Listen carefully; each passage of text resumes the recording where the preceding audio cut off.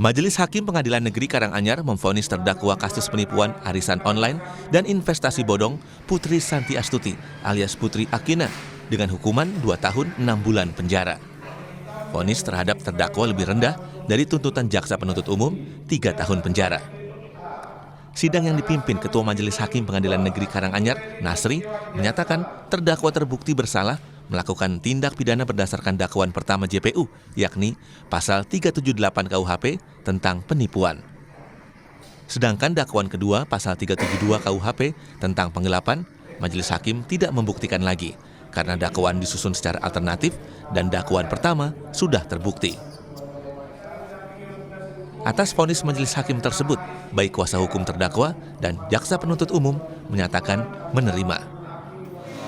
Sedang disidangkan hari ini itu seharusnya lebih bisa mendalami lagi ya, terkait peristiwa hukum antara Nur Laili dengan terdakwa. Jadi suatu peristiwa hukum dalam pidana itu tidak bisa dipisah-pisahkan ya.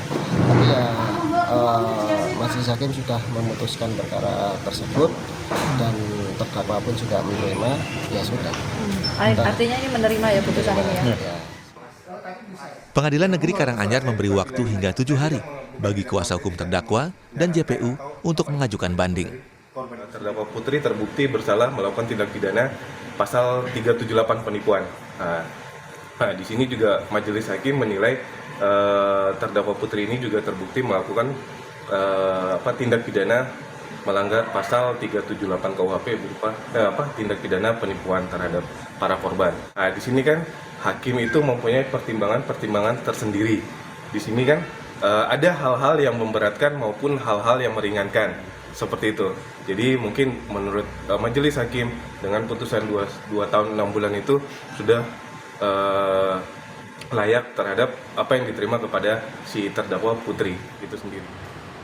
Kasus pidana terkait arisan dan investasi bodong yang dilakukan terdakwa terjadi sejak 4 tahun lalu, yang disinyalir merugikan korban hingga 700 juta rupiah. Modusnya, korban dijanjikan keuntungan menggiurkan dari investasi dan arisan tersebut.